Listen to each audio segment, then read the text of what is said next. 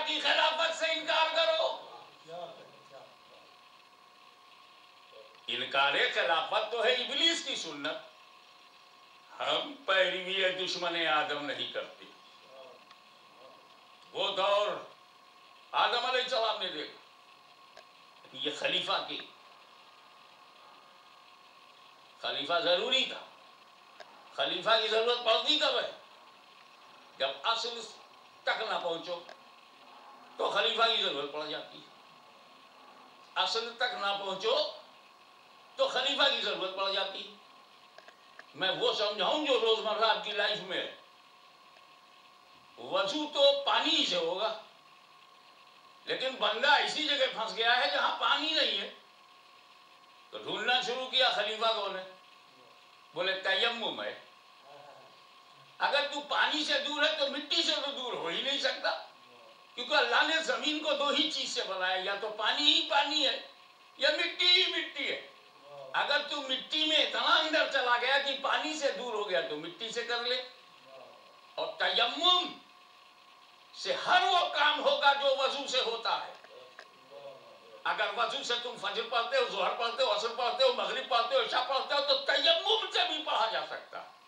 وضو سے کر کے تم قرآن چھو سکتے ہو تو تیمم کر کے بھی تم قرآن چھو سکتے ہو.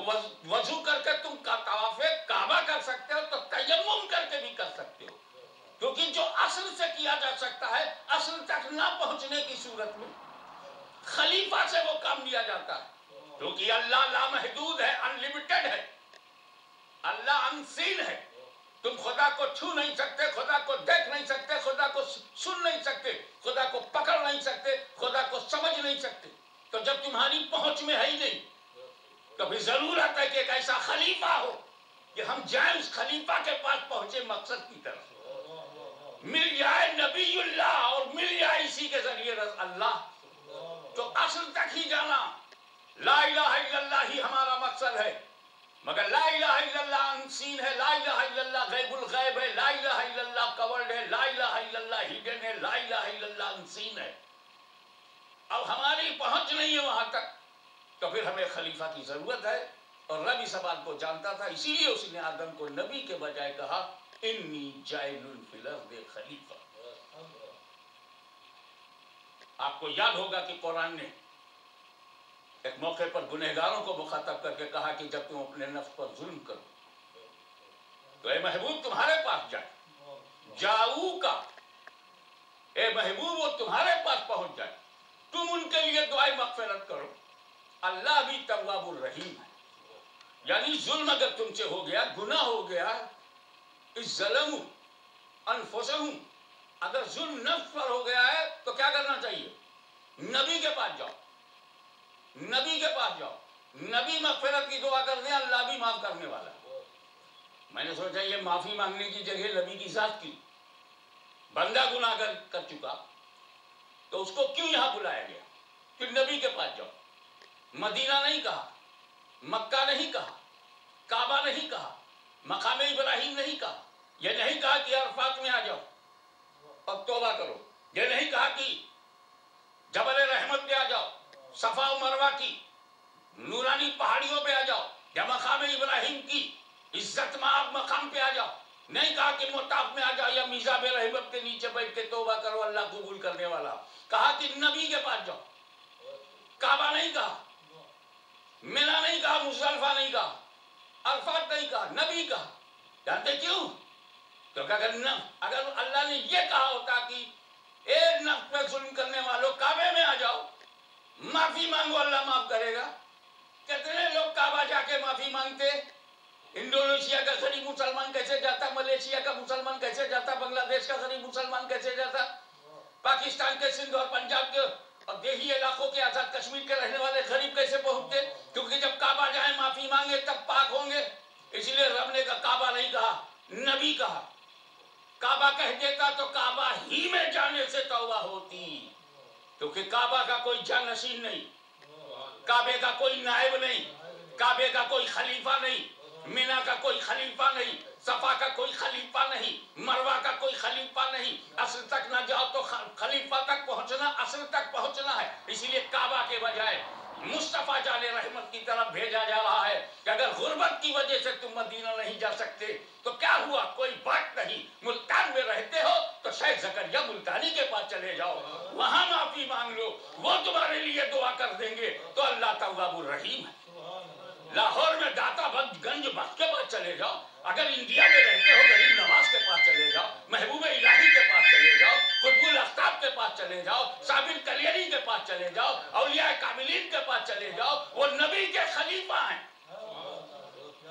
اسی لیے جب رب کسی کو صراط مستقیم پر چلنے نہیں دیتا تو اس کی لڑائی خلیفہ سے کراتا۔ اب بولیے، آدم علیہ السلام رب کے خلیفہ اول ہیں، اور جو ٹکرایا اس کا نام ابلیس ہے، اس کا نام شیطان ہے، اس کا نام لعین ہے، اس کے لیے رجیم ہے۔ یہ سب قرآن کے الفاظ ہیں۔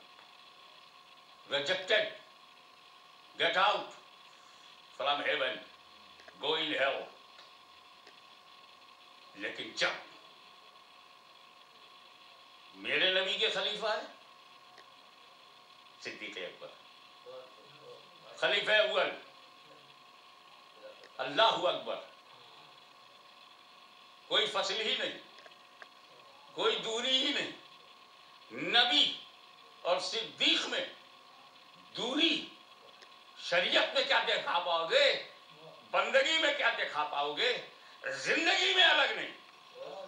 ہجرت کی رات ہے، ہجرت کی رات ہے، نبی کی ذات ہے، علی کا ساتھ ہے، دشمنوں کی گھات ہے، تجلیوں کی برسات ہے، رحمتوں کی بارات ہے، تنہا نبی کی ذات ہے، صرف علی ان کا ساتھ ہے۔ واللہ کیا بات! آپ غور فرمائیے، نبی کریم گھر میں، حضرت علی ساتھ میں، باہر 40 کافر، کتنے؟ 40 کافر، 80 آنکھیں دروازے کو ٹک ٹک ٹک ٹک دیکھ رہی ہیں، نکلے تو مارو، نکلے تو مارو۔ نبی کریم نے ہاتھ میں کنکری لی اور پھینک دیا۔ تاریخ کہتی ہے نبی نے پھینکا، نبی خود سمجھ رہے ہیں کہ میں نے پھینکا، حقیقت حال یہی ہے کہ نبی نے پھینکا۔ ہاتھ بشر کا، ذات بشر کی، کنکری چن کر چننے والا آدمی میرے نبی نے پھینکا، مگر رب کہتا نا، ما رمیتا اذ رمیتا ولکن اللہ رما۔ اے نبی، جو تم نے کنکری پھینکی ہے تم نے نہیں پھینکی ہے، ولکن اللہ رما، بلکہ اللہ نے پھینکی۔ میرا نبی پورے مجمع کے سامنے سے نکل گیا، بو جہلیوں، بو لہبیوں، ادبا شیبہ کمپنی کے لوگ 40 عدد تلوار لیے کھڑے ہیں۔ نبی گزر گئے، کسی کو دکھائی نہیں دیے، کسی کو نبی دکھائی نہیں پڑے، چلے گئے۔ نبی جاتے ہیں اور آتے ہیں، سب کو دکھائی نہیں دیتے۔ نبی جاتے ہیں اور آتے ہیں تو سب کو دکھائی نہیں دیتے۔ ابھی اس کو کیسے دکھائی پڑیں گے جس کو کنکری لگی ہو؟ ہمارے ہاں تو اولیاء کاملین نے اپنی محفلوں میں سرکار کی زیارت کی ہے، مجلس میلاد میں کی ہے، محفل میں کی ہے، محفل نعت میں کی ہے، آنکھ والے تھے دیکھ لیا۔ اب یہ نبی ان کو کیسے دکھائی پڑے جنہیں کنکری لگی ہو؟ میرا نبی مولا کائنات علی مرتضیٰ کے ہاتھ میں کہا، دیکھو علی، یہ امانت ہے، رب کا حکم آ گیا ہے، مجھے نکلنا ہے راتوں رات۔